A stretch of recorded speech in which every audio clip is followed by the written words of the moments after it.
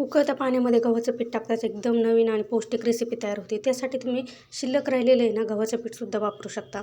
नसेल तर असं मळूनसुद्धा घेऊ शकता. सुरुवातीला आपल्याला पिठाच्या छोट्या छोट्या पुऱ्या तयार करून घ्यायच्या. त्यानंतर कढईमध्ये पाणी गरम करायला ठेवायचे. त्याच्यामध्ये 1 चमचा तेल आणि चवीनुसार मीठ टाकायचे.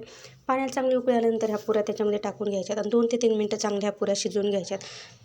पुऱ्या शिजल्यानंतर एखाद्या कॉटनच्या कपड्यावर काढून थंड करून घ्यायच्यात. पुऱ्या थंड झाल्यानंतर याला चाकूने लांबसर आकारामध्ये असं कट करून घ्यायचे.